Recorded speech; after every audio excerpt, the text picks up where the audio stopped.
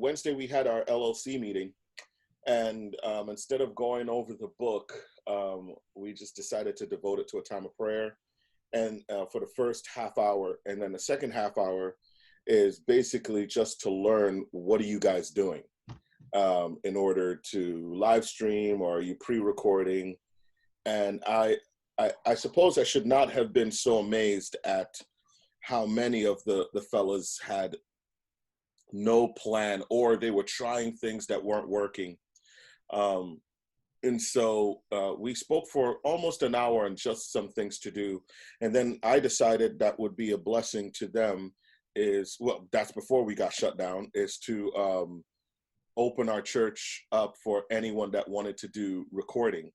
Our guys would record the sermon, put their logo on it, the whole nine, put it on a flash drive and send them off. And so I know a few of them are going to take advantage of that, because it's just been really difficult to figure it out on their own. Yeah, so they haven't up to this point, but you're making the offer. And the offer has been made, but the challenge is that we're currently in a statewide shutdown. Yeah. And so we can't go anywhere. We're at home. My office is closed, and we're working remotely. And so none of them can take advantage of it. But when it's lifted, the offer is still there. And I know a few of them thought, well, we'll take advantage of that. I, with the exception of myself, I don't know what Paul Furness did, but Edens went live, Dave Collins went live. Oh, I'm sorry, Scott did not go live. Why am I missing somebody? I feel like I'm missing somebody. Oh, I'm thinking of Larry, but Larry's with Paul. So I don't know what Paul did. Yeah. Edens went live, but for the first half, you had to watch. Yeah. I wrote on his page, I said, turn your camera sideways, but the challenge was it was only him and his wife in a room, and so she obviously couldn't read the message. I was hoping somebody else was behind the camera. So yesterday morning, one of the things I did is I tried to watch as many churches that were trying to stream or what. I did the same. And I sent you guys an email. It's a very rough email because I was just making notes. But I just kind of noted that they broke down into kind of three groups of churches. There were those that were trying to recreate church, recreate their Sunday morning service on the internet. And for those, I just note that they were kind of pulpit centered and truth centered, and so we got to get the word out. The other side of it, on the other pole, is the fireside chat. The guys who were oftentimes sitting in front of something that made it look much more, and it had a tendency to be much more relationally focused. The idea of compassion to calm fears type of a thing. Then there were those that did somewhat in between, but where am I? I don't know. To be honest, I remember watching yours. Yours was one of those, though. You were using your phone, right? Or what were you using? I was live streaming through Facebook. But what were you using for a camera? Just your computer? Just like right now. Yeah. Oh, your laptop. Yeah. Okay. Yeah, I don't remember. I don't remember yours specifically. I apologize. It's okay. I'm not offended. But Ira pushed out that thing about videoing and some techniques there. One of them that he noted that I saw a lot of was guys holding their phones down here, and you get a nice picture of their nostril. Yeah. Type of a thing. And he did what I didn't think anybody would be doing, but he launched into this is God's judgment on our nation. Yep. Lots of that. Did you get a lot of that? Oh my God, lots of that. Question. I just said to Dave, I said, I'm not a prophet. I don't know what this is. I said, the best I can say is it's at least a warning shot across the bow. Mm-hmm. If you want to listen, did you listen to Al Mohler this morning? Yes. What, it was a great podcast. His and Friday's, because he talked about, it's clear that we're to meet together as a church. And he makes this great distinction that we all would do well to think about and to say to our folks. It's a very different experience to hear the word solo, when the word really is meant to be listened to as a congregation. And we can never duplicate Sunday morning virtually, truly. But he said, this is what we have to do in this interim period. Yeah. When we were down at Exponential a couple of weeks ago, which, by the way, had it been 1 week later, they probably would have canceled. Yeah. To have 5,000 people in an auditorium just right now is not a popular thing. But I listened. I went to one of the breakout sessions about how the church is finding new expression in our culture, and they were talking about how that we have to redefine the essentials of the church, and they said that, and I'd love to be able to write a blog or do something about this, but they said for them, as they try to look for new avenues of expression of the church, they boiled the church down into three things, and that is community, worship, and mission. That those become the boundary lines of defining, how are we developing community coming together. Worship is the vertical component of how are we connecting with God, and then maintaining mission. And that form can expand out of that definition and still be church. And I thought, well, that's pretty timely for this, because I think one of the great things that I did not hear a lot of yesterday, and haven't heard guys talking about, is how are we promoting community when we can't connect physically.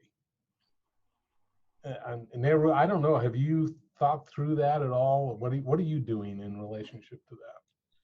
So yeah, we thought about that immensely, and so our series of thinking a little prior to this was that we need to change our philosophy of how we do church online. I am not really big on doing an actual service online. I have not seen it done well or look good. Basically, you turn on the camera and you hear terrible sound. And we have such an amazing set of skills in our church today that I think we can, in most churches, that I think we can do a whole lot better. And so I have a completely different format that I can share with you guys a little later. But we wanted to find a way to create community through connectivity and at the same time have personal touch. There are people in our church who will not connect virtually. They're just not capable of doing that. And so what we did as a staff is we pulled up the list of everyone 60 and above, and we are going to reach out to them each week we call those personal touches, PTs. And so we're hitting them throughout the week with some personal touch, where they hear our voice or our voicemail, or our voices on their voicemail. And so that has, the whole staff is involved. We're overlapping calls, and you know what? We started last Friday, and they are, I would say, my seniors, though I don't think 60 is a senior, but just because we chose that age because the virus seems to hit them that hard. But my mother would murder me for calling anyone over 60 a senior. She's still in her 60s, so she's happy. I use the word mature. I call it seasoned because I'm a barbecuer.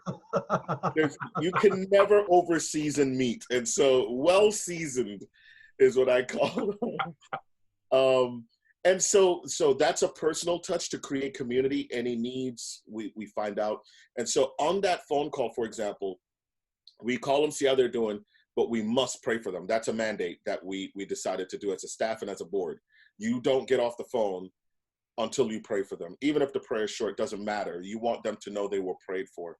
So that is a very personal touch that we have been doing with our staff and our board members and some other leaders as well. My other preachers are doing the same. And then we want to do personal touches in social media. So every Tuesday and Thursday, all our social media gets hit with some kind of encouraging word. And then the plan is on Wednesday, we are going to post a devotional that is less than 15 minutes. I would like to have it under 10 minutes if that's possible, because we want it to be quick and digestible very quickly. And so what is one way to encourage them? And those are what we call Wednesday devotionals. And then the service they'll have on Sunday, and the platform that we use actually forces community. And so that's a really, really wonderful and awesome thing. Stan, you got to see it. I mean, there's conversations and there's chatting, and it allows us to let people know who to pray for. People can enter a prayer room privately, and I did that with a few people yesterday. Someone actually gave their life to Christ, and then they enter on their separate chat, personal, so no one sees it, and then you can actually talk to them and communicate with them, and they have tons of questions, and you share the scripture with them. And the program has the Bible in it, so you can literally connect them to the verses. You can connect them directly to the verses, and they can read it while they're talking to you or interacting with you in a virtual sense. So because I am recording this, let's reference some of those resources that you just talked about. Sure. And the main one is Church Online platform, right? Yes. So Church Online, absolutely free. And you can go in and sign in as a church. And what's really nice about it, one, it's free. It's made by Life Church. So that's Greg Rochelle's team. And it integrates, I tell you what, another thing that's awesome about it is it integrates with your YouVersion app. And so if you have YouVersion, you can literally sign into it. It will get your name, and then you can share even in a sense virtual scripture reading while the message or the worship time is going on. The purpose of it, though, is to create that community while the sermon's going on. And you have a lot of, from the host side, you have a lot of play. You can have people not communicate during the message time. You can have them communicate all they want. You can block people who might be hecklers that get on there. You can completely block them out so they can't get on your system anymore. Or you can just silence them. So there's protection in there as well. It's a great way to get other volunteers that are biblically minded involved, because you can create multiple hosts. And the purpose of the host is to communicate with people should they have prayer requests or they give their life to Christ. And can I interrupt for just a second? Yeah, please. I think one of the big benefits in relationship to that too is if you have other people, staff members monitoring those feeds, they can seize opportunities to engage individuals as they see those comments come up, which I think would be huge. Just another technical question for you. On a scale of 1 to 10, 1 being, boy, all I have to know is turn on my computer, how to turn on my computer, to a 10 of, and I need to know everything about computers and networking, all of that. Where would you say this platform, this Church Online platform, is on user friendliness? So it seems to be developed to be extremely user friendly. While at the same time, someone who is very computer savvy will also enjoy it. So it covers the gambit. So, for example, when we first registered for it, just trying to navigate through it, for me at the time, I was so busy, I didn't have the chance. So, I gave it to one of my young guys, and in seconds, they figured it all out. Once he was done, he says, "Let me show you the user side." And so he had me go in when we ran a test. He had me go in from what everybody else would see, and gave me the ability to see, oh, wow, that's what they're doing. And so it really helped me to see what they would see. And then once I'm on the host side, then he showed me how easy it was to put all the pieces, where to put your logo and all of that. The challenge I will say with Church Online is there's no video tutorial. So everything in the support, you kind of have to read it and know what you're doing. But if you got a young kid who's sitting around like I did, who's just like, oh man, I'm home, I got nothing to do. Less than a half an hour, it took him less than a half an hour to already know how to load something online. Yeah. And you guys used, in particular in your services, you used what they call simulated live. That's right. We call it live events. Yeah, and so simulated live, again, is that idea that you pre-record something and then you upload it, and the congregation at the time that you designate can listen into that. So I noticed there was, when you got done with your message, it went directly to somebody else kind of wrapping things up. And so there had to be an edit in that. So when did you record your message? We recorded a series of intros and outros on Wednesday, with a prayer on Wednesday. And then Thursday, I recorded my sermon. And then and then the worship team came in on Friday. They recorded, we're doing 2 songs per service. And again, to keep things shorter, because they're online. And so we recorded 10 songs that Friday, which, by the way, for the worship team, they think of it as a giant jam session. So if a pastor is listening to this and they're going, I can't do that to my worship team. No, as a musician, I was playing with them. I had so much fun. In 2 hours, we recorded 10 songs in 2 song batches. And so that covers us for 5 weeks worth of music. And so once we were done with all that, honestly, I used iMovie, and you edit out the pieces you don't want, stick in your transitions for fading, run in your logo, and we did a countdown that runs 5 minutes ahead, let me just add one more thing. The nice thing about Church Online is you can set it to when to start, but you can also tell it, I want you to start 5 minutes ahead. And the purpose of that is if you want to do an intro video, or you want to do a countdown. So we did a countdown that is also showing information about our church, how to give, what we're doing, Right Now Media, how to get involved in that. And so it flashes on the screen. So if someone gets on 3 minutes or 2 minutes ahead, they don't see a black screen and wonder, is it working? I don't know. They'll see a countdown that will help them to know what's going on. Yeah.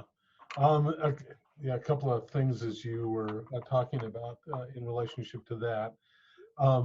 First of all, one of the quotes that's on my email that I sent you is that audio is more important than video.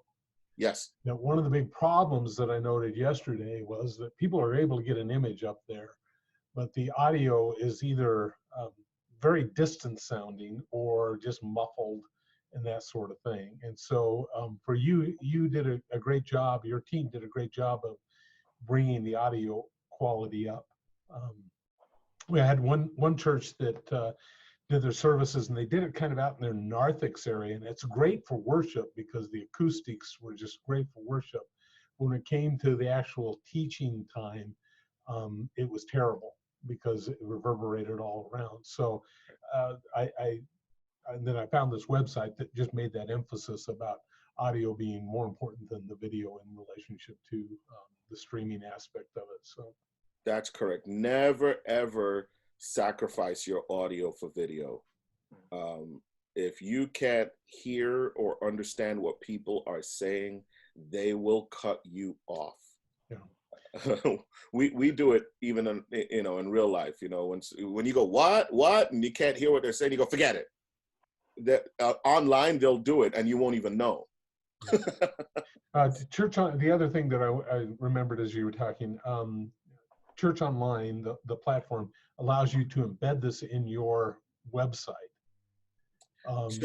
So you embed the video in YouTube or Vimeo, and then you better yet, you record and upload it to YouTube or Vimeo. Let me say it that way, and then you take that link and you embed that in Church Online. Okay. Yeah. Here's just my observation why that is important is because if people are just watching on YouTube, it's a terrible thing. But while they're watching your video, over here on the side are all these videos that are enticing them to go someplace else and look. Yeah. And if a pastor preaches a long message, those become an even greater distraction to, oh, I could go watch monster trucks run over little cars over here. And they will. and they'll go look at it. So getting that embedded in the website is I think a real positive thing to move towards. Yeah, and I would add, when you're setting up your YouTube channel, it's important for churches that I have mine set up under education, and that controls what's showing up on that side of the screen. If you leave it open, then God bless you if it comes out good. But with education, at least there's you would hope, because it's education on anything really, but it's filtered to one degree or another. Yeah, it's filtered to a certain degree. Yeah. You're not using OBS? I was using OBS. OBS is fantastic. It's free. You can do a whole lot of things with OBS, especially if you're streaming on Facebook. OBS is great, and it gives you almost a minute worth of latency, and so Facebook is very much behind what you're recording, but OBS is great. We used it a few times, and then we switched over to another program that we paid for, called Wirecast. It's expensive, but it gives you a lot more capability. It's a lot more technical though, but Wirecast and OBS do the same thing.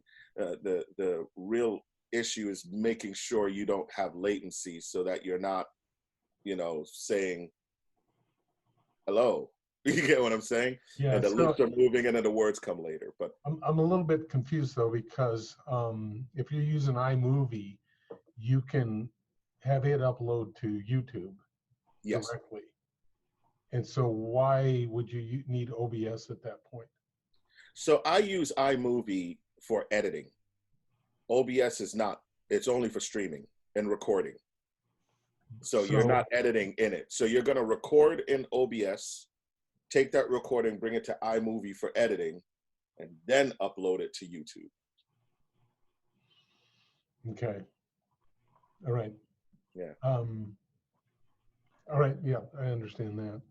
So I didn't have an opportunity to surf the church world yesterday. Too much. So how long did your service run, Nehru? Just about 45 minutes. Yeah. And I would say that's marginally long. I mean, I think, again, unless you're a very engaging speaker, which you are, but if you're the average pastor, you're going to have a hard time holding people's attention for 45 minutes. Oh, yeah, I'm not staying for 45 minutes. No, I know, but yeah. Even with the music side of it. Here's the other thing that we saw yesterday. There was I think on what I sent you, but is a thing about how that the church broke the internet yesterday. And the church online platform crashed because so many people were using it. So one of the things I think is to try and help the internet out a little bit. And I know your services are now available for people to go and view them now. The downside to that is they don't get the live interaction from it. But yeah, I think that's going to be one of the struggles moving forward, is there's just going to be an increased use of the internet, and how much time it's going to how much of the time of space available on the internet to move forward with. So, yeah. I the best you can do is the best you can do. This is a totally different system. I don't think we should try to make a hybrid. I think it's just totally different. We're moving from horse and buggy to a car, and we should treat it as such. And we're hurting the internet, and so we just do the best we can. If it works, for example, a lot of my folks sent messages, I can't get on, and you know what? We just encourage them by saying it's okay. It will be posted after. We normally get between, if I do a video, maybe 600 views. Yesterday, by the afternoon, we broke 1,800 views. So people are searching for it. They still want church. And so the thing is, can you offer them something good, something relative, relational to them, and that they can connect with personally? We're actually adding another segment to the sermon. We just couldn't do it in time, but we're adding another thing where we do want to speak directly to people's needs and such. So we'll actually be a bit longer, but for a good reason. So we want people to not just see, I guess in a sense I'm saying, I don't want them to go online to Living Hope and see a service, but to see something that's produced for them to really speak to them. And I have to admit, I kind of stole the idea just watching a Charles Stanley sermon online, and just what I love about Charles Stanley, I always say this, I feel like he's talking directly to me. And I'll have these moments where I'm like, wow, that is so relevant to what I need to hear. And he just has one song, his sermon, and it's off. And I'm thinking, okay, the platform is television, but what I have never really thought more about what I'm watching Charles Stanley do than just preach. I've never said, well, that's pre-recorded, so it really isn't speaking to me. I listen to sermons all the time. Everyone I listen to is pre-recorded. And so I think what's important is, how do we put something together now as a church that is not necessarily like everything else, but is speaking directly to their issues, directly to their needs. I got folks who are scared. So one of the things I'm running is an interview with a doctor that I want to air on there so that they can hear some practical steps of what to do. And the doctor's a Christian, so applying biblical principles to caring for one another. And I think that speaks to someone versus just a sermon or just worship. Well, now we have something that I have a reason to go online and listen to you. I think that's a great idea. I'll look forward to watching it next week. I'm sure you'll. Yeah, hopefully all that gets done out really well, and so we're trying. I don't want to take up a whole bunch more of your time. I kind of put together some of the resources like Church Online, the OBS, iMovie, the Roll and Go Live thing. That's kind of an interesting little tool that it's not very expensive, but where you can take and use your iPhone camera and actually have two cameras, and it'll switch between them. So you, in the middle of that is like a video switcher to kind of increase the, I guess, connectivity, relational connectivity to it. So I thought that was kind of a neat thing. Restream, have you heard of Restream? No. So Restream is a service that lets you stream both to YouTube and to Facebook and several others. In fact, they say their big idea is you can stream to 30 platforms simultaneously. And so, and I think there's a free version of it that will let you at least do 2 or 3 services at one time. So if the idea is to stream live in a way to those 3 things would be a positive thing, I think, moving forward. The other thing that just kind of hit upon with a church up in the mountains that's trying to figure out how to do relational stuff, much more relational stuff. And so they're, first of all, they've encouraged all of their elders to get the free version of what we're using here, Zoom. Zoom. Yeah. Yeah. And so one of their goals is, since they can't meet as a board, is to meet throughout the week more quickly, and then also to encourage their elders and their support team, their deacons as it would be, to use it to bring people together in groups. And so one of the things I'm going to encourage churches tomorrow to do is, I think as a pastor, to open up a set of time for just an open Zoom meeting, and promote it to churches, to the church members of, hey, if you just want to come pray, if you're having troubles, my Zoom meeting will be open and you can connect with me. And if you use the paid version, and as I shared with them, I think every church can easily afford at least one paid version. I mean, that's only $150 at most, and you can get it cheaper than that. But to utilize that as a way to just connect. I know that we're doing our small group tomorrow night on Zoom at 6:30. We're all going to come together. And it was kind of neat because it was at their request. How can we connect virtually to come together? I'm thinking about having, since our small group typically meets around dinner, is maybe having pizza delivered to each of their houses, and then we'll all sit around and just talk with one another while eating pizza, type of a thing. So yeah, we're doing the same thing with Zoom, with our leadership, with our volunteer leaders, and my staff, because we can't be in the office, and so we're having weekly meetings with them. I tell you what, too. So we signed up for the paid version of Zoom, which is about $15 a month. And if someone uses WikiBuys, they get it for $7.50 for the first month.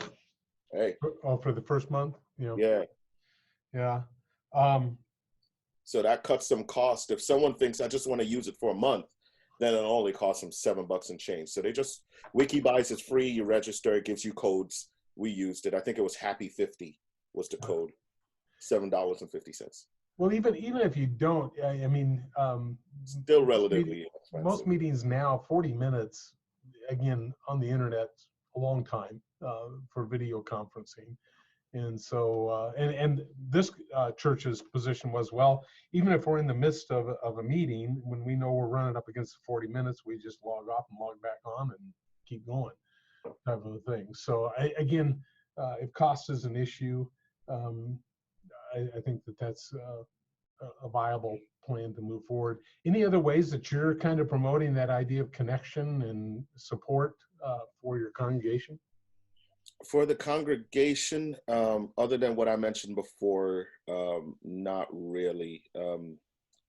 In our life groups are doing the same thing. They're setting up Zoom meetings. We're actually considering for the church to buy Zoom's business enterprise, and then you can buy a chunk of it and give it away, and it's still fairly cheap anyway.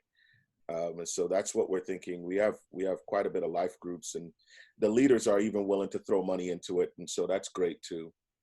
I think I've really been strong on connecting with my leadership, because it's been really challenging for them. We have a few people in our church who are currently struggling with the coronavirus themselves. And so we have created chat rooms on Facebook, since we're all on it, with a bunch of key people as well, so we can text people back and forth. And so far we've been really good on connecting. And then also there are certain individuals, again, a situation like this has allowed people who never really do anything to all of a sudden say, well, how can I help? And so I tell you what, yesterday we have a lady whose husband is in the hospital, and he is fighting the virus, and he's kind of on death's door, and we're praying for him. And so we went in front of her house, a bunch of us, and just prayed while she stood there in front of the door. And it was really meaningful. It just, you're not going to catch the virus from the house, you catch it from people. And that's another way, I guess. I'm big on the personal aspect of the touch. Get in your car and just drive over or walk over. She was walking distance. Took me a little while, but I was willing to do it. And we just prayed for her, and she's really struggling. It's a young family too, and she's really struggling. And we prayed for her, and I know that meant everything to her. And then went back home and did some more work. And so I think that's another thing that as church leaders, we can consider. We don't have to do it by text. We can walk over and just stand in front of someone's house. By the way, it was actually such a blessing because her neighbors came out and we all had this 6-foot+ distance from each other. So of course it made it look like something serious. So people started coming out to see what was going on. And we're saying, listen, her husband right now is on a ventilator. And you know what? All of a sudden, it wasn't about being Christians or anything. It was all filled with compassion. They knew I was their pastor. And then questions started coming up. And here we are standing on 241st Street in the middle of a, very suburban block, praying over a house with people standing in silence.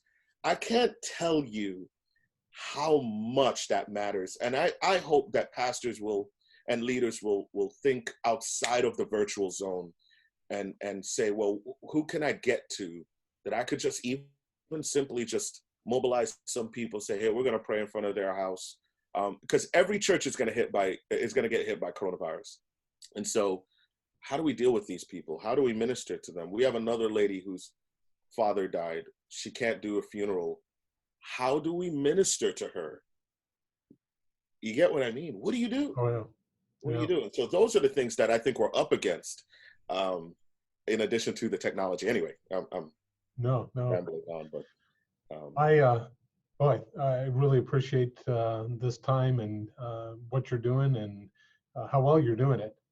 Doing a super job at it. So it's kind of a moving target from this point, right? I mean, we just got to figure out ways of accomplishing this. Any other thoughts before we kind of wrap this up? Because first of all, I'm hoping I'm going to push this out today because I think this has been a great interaction. Yeah. And so, any other thoughts from either one of you? Yes. I'll try to be lighten this up with something fun. Let me just tell you 3 things people should think about when they're doing videos. Number 1, you already said it, audio over video just make sure your audio is good. That's really important. Number 2, make sure you have good lighting. Yeah. I know this sounds so silly, but don't put the window behind you because the camera wants the light. Put the window in front of you and let natural light or whatever shine on you. I know it sounds silly, but there's nothing worse than if you get your audio right, your video good, but you're in the dark. Yep. So set up your window. And the last thing I think is hilarious. I watched about 4 services where people are in their homes. Set up your shot, right? Before you put yourself in front of the camera, look at what the camera is looking at. And so I caught very, very funny things in the background. Books and people who are walking by. There's nothing worse than I watched a video of a pastor preaching. His wife walks by and goes, "Are you recording?" There's nothing funnier right in the middle. And then he's mad, and you can see it. And he's like, "Oh, sorry, y'all. I'm really apologize." Set up your shot. Let people in your home or church or wherever you're meeting, let them know you're recording. But please, please, please, please, set up your shot before you record. Those are great words. Yeah, I caught many of those same things. So, no, those 3. If people would take just those 3 points and build off of those, that'd be a much more positive experience for congregation. Listen, guys, David, you got anything? No, I mean, Nehru's way ahead of where we are. I mean, he's clearly leading the way. We've got several people in the church that already have a Zoom account because of their work. So we're setting up small groups. They're taking the lead. So I don't have to be the host to set up the groups for them. So the phone call thing's really important. Yeah. I called several of our senior adults, and I can't take credit for it, but I hit one of our ladies on her 93rd birthday. Oh. And she was just tickled the pastor had called. So it's really important. One of the Zoom features that we often overlook is that not everybody has to have internet connection to enter into the Zoom meeting. They can enter in by phone. And so Yes. I would encourage that, even if, as you push that information out, I think that'd be an important thing to Yeah. utilize. Yeah. The other point that I'd want to make is somehow we need to call the congregation to prayer. Mm-hmm. And that's why, again, I think if you can set up just a Zoom prayer time, I think that would be a critical thing to be doing. So somehow, how do we build community? How do we emphasize a focus upon God, even to the point of prayer? And then, Nehru, you hit upon so many the other component of outreach. How are we carrying out ministry? Because ministry, this is an opportunity for ministry, manifesting God's love to the people about us. So we need to strategize how we can do that. You've done a great job, Nehru, of accomplishing that. So, guys, I really appreciate it. Nehru, you got another thought?